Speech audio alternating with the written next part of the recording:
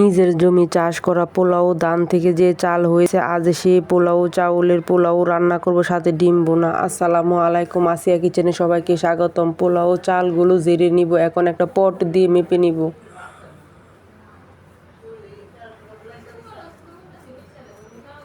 দেড় পটের পোলাও করব আজ। পোলাও চালটা এখন ধুয়ে নিব, একটু ধুয়ে কিছুক্ষণ ভিজিয়ে রাখবো। 2টা দেশি মুরগির ডিম, 2টা ব্রয়লার মুরগির ডিম সিদ্ধ করে নিব। এখন পোলাও চালটা সেকে নিব, সেকে পানি ঝরিয়ে নিব। ডিমটা এখন ছিলিয়ে নিব। ডিমের খোসা ছাড়ানো হয়ে গেছে। কড়াইয়ের মধ্যে দিয়ে দিব সয়াবিন তেলের মধ্যে দিয়ে দিব পেঁয়াজ কুচি। এখন দিয়ে দিব তেজপাতা, এলাচি, দারচিনি দিয়ে নাড়িয়ে নিব। এখন দিয়ে দিব পোলাওর চাল। পোলাও চালটা দিয়ে একটু নাড়িয়ে নিব। দিয়ে দিব একটু লবণ। লবণটা পোলাও চালের সাথে মিশিয়ে নিব।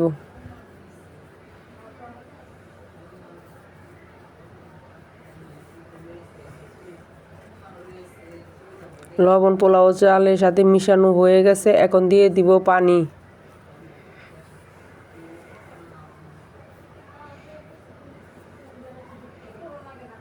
পানি দিয়ে এখন ঢাকা দিয়ে রাখবো। এখন আবার নাড়াচাড়া করে নিব। পানি প্রায় শুকিয়ে গেছে।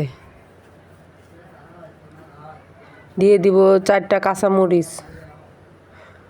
কাঁচামরিচ দিয়ে পোলাওটা আবার নাড়াচাড়া করে নিব।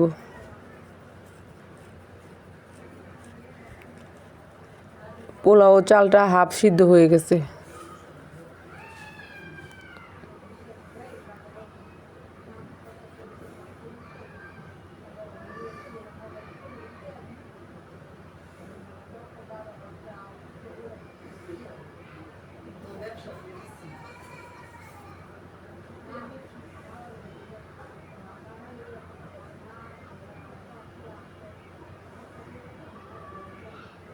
পোলাও রান্না হয়ে গেছে। এখন কড়াইয়ের মধ্যে দিয়ে দিব সয়াবিন তেলের মধ্যে ডিম ভেজে নিব। ডিমের মধ্যে লবণ হলুদ দিয়ে মেখে নিব।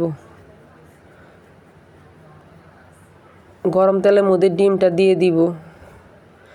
ডিম হালকা ভেজে নিব।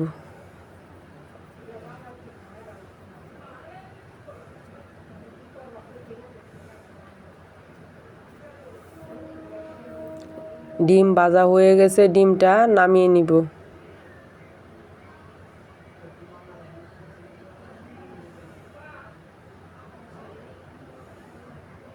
তেলের মধ্যে দিয়ে দিব পেঁয়াজ কুচি। পেঁয়াজ কুচি একটু নরম হয়ে গেলে দিয়ে দিব একটু পানি। এখন দিয়ে দিব একটু হলুদের গুঁড়া, একটু মরিচের গুঁড়া, একটু ধনিয়ার গুঁড়া, দিয়ে দিব জিরার গুঁড়া, একটু লবণ দিয়ে মশলাটা কষিয়ে নিব। মশলা কষানো হয়ে গেছে। এখন ভেজে রাখা ডিমটা মশলার মধ্যে দিয়ে দিব।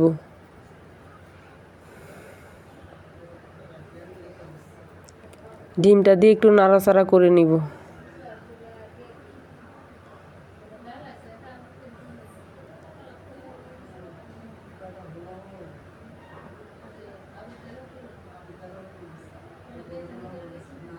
দিয়ে দিব কয়েকটা কাঁচামরিচ। কাঁচামরিচ দিয়ে নাড়াচাড়া করে নিব। আমার ডিম বোনা হয়ে গেছে।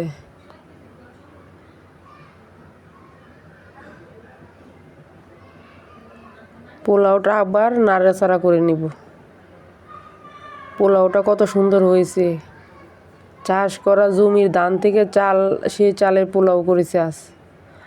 এখন খাবো পোলাওটা ডিম দিয়ে। আমি একটা দেশি মুরগির ডিম নিয়ে খাবো।